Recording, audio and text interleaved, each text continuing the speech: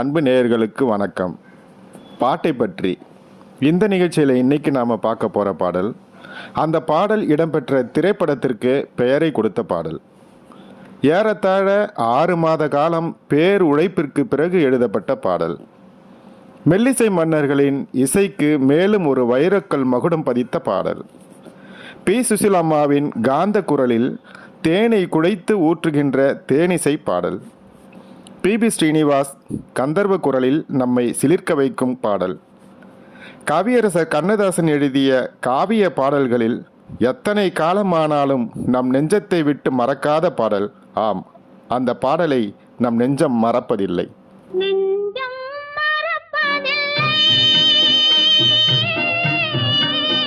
இந்த பாடல் 1963ஆம் ஆண்டு ஸ்ரீதரின் இயக்கத்தில் வெளிவந்த நெஞ்சம் மறப்பதில்லை என்ற காவிய படத்தில் இடம்பெற்ற அற்புதமான பாடல். இந்த படத்திற்கு மெல்லிசை மன்னர்களான எம்.எஸ். விஸ்வநாதன், டி.கே. ராமமூர்த்தி ஆகியோர் இணைந்து இசையமைத்திருந்தனர். பாடல்களை கண்ணதாசனும் பஞ்சு அருணாச்சலமும் எழுதியிருந்தனர். T M S., P. Srinivas, P. Susheela, S. Janaki, L R. Eswari என அனைத்து முன்னணி பாடகர்களும் பாடல்களை பாடியுள்ளனர். நெஞ்சம் மறப்பதில்லை என்ற இந்த பாடல் இந்த படத்தில் 2 முறை இடம்பெற்றிருக்கும்.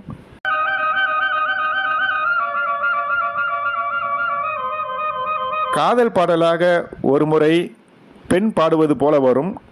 காதல் பிரிவால் இருவரும் தனித்தனியாக சோகமாக பாடுவதாகவும் வரும்.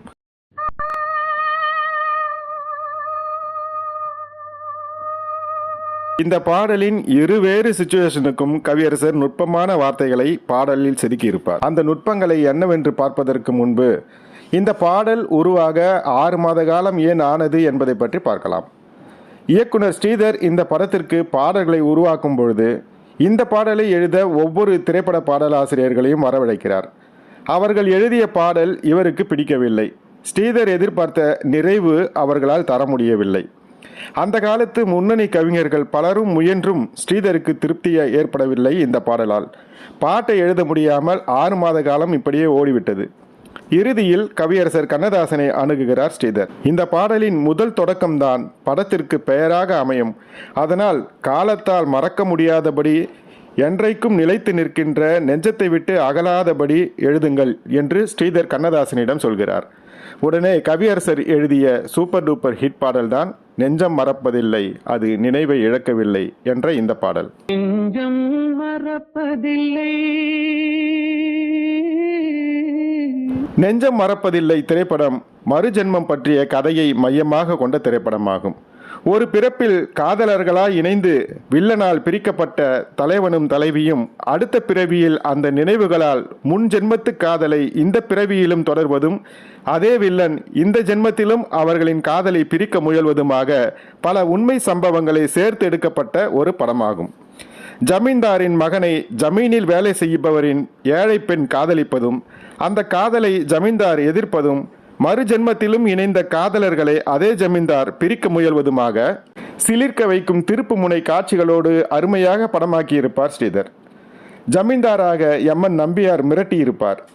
ஜமீன்தார் மகனாக கல்யாண்குமாரும் அவருடைய காதலியாக ஏழை பெண்ணாக தேவிகாவும் தங்கள் நடிப்பில் அசத்தியிருப்பார்கள். பாடல் தொடங்குவதற்கு முன்பு வருகின்ற பி. சுசிலம்மாவின் அந்த ஹம்மிங் இருக்கிறதே, அது ஒன்றே போதும் நம் உள்ளத்தை மயக்கி நம்மை கட்டி போடுவதற்கு. டூயட்டாக வருகின்ற பெண் பாடுகின்ற பாடலில் சுசிலம்மா குரலில் வருகின்ற ஹம்மிங்கிற்கும் சோக பாடலில் வருகின்ற அதே ஹம்மிங்கிற்கும் வித்தியாசம் நமக்கு நன்றாக தெரியும்.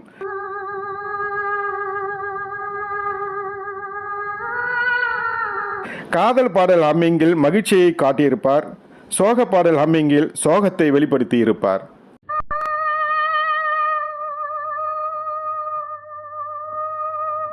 முதல் சரணத்தில் காதலிக்கும் போது காதலி, காலங்கள் தோறும் உன்மடி தேடி கலங்கும் என் மனமே, காற்றிலும் கனவிலும் எனக்கு தெரிவதெல்லாம் உன் முகமே என்பாள்.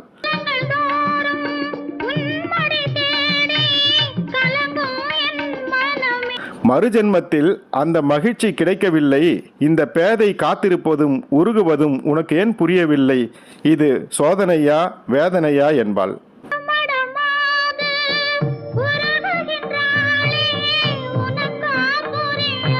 இரண்டாவது சரணத்தில் கவியரசர் அற்புதமான உவமையையும் மொத்த படத்தின் கதையையும் அழகாக வைத்திருப்பார்.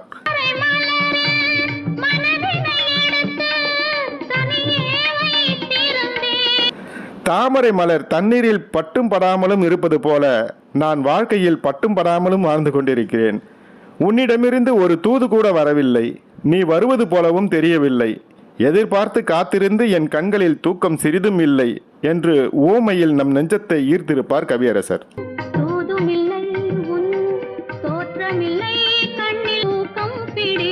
தலைவியின் இந்த கேள்விக்கும் ஏக்கத்திற்கும் சோக பாடலில் ஆண் கூறுவது போல் படத்தின் கதையை திரட்டி ஒரு வரியில் சொல்லியிருப்பார் கவியரசர். ஒரு பொழுதேனும் உன்னுடனே நான் உயிரா ஒரு முறையாவது உன்னுடன் நான் உயிராக இறைந்திருப்பேன். அந்த இணைப்பு தரும் மகிழ்ச்சியில் இந்த பிறவியில் மட்டுமல்ல, நான் இறந்தாலும் அடுத்தடுத்த எல்லா பிறப்பிலும் என்றும் மறக்காமல் நினைத்து கொண்டே இருப்பேன் என்ற வரிகளில்தான் கவியரசர் பாட்டெழுதும் அந்த ஆற்றல் பளிச்சென தெரிகிறதல்லவா? பிறப்பினிலும் மறுபிறப்பினிலும் நான் என்றும் நினைத்திரு. காலத்தால் என்றைக்கும் அழியாத பாடலாக, நம் நெஞ்சத்தை விட்டு விலகாத பாடலாக இருக்கும் இந்த பாடலை, இரண்டு பாடலையும் கேளுங்கள். நான் கூறிய இந்த நுட்பங்களை உங்களால் கண்டு மகிழ முடிகிறதா, வேறு ஏதேனும் நுட்பங்கள் உங்களுக்கு தெரிகிறதா என்பதையும் இந்த வீடியோவோட கமெண்ட் பகுதியில் கூறுங்க. இந்த வீடியோ பற்றி நீங்கள் என்ன நினைக்கிறீங்கிறத இந்த வீடியோவோட கமெண்ட்டில் கமெண்ட் பண்ணுங்கள். அடுத்த வீடியோவில் நம்ம வேற ஒரு பாட்டோட சந்திக்கலாம். நன்றி.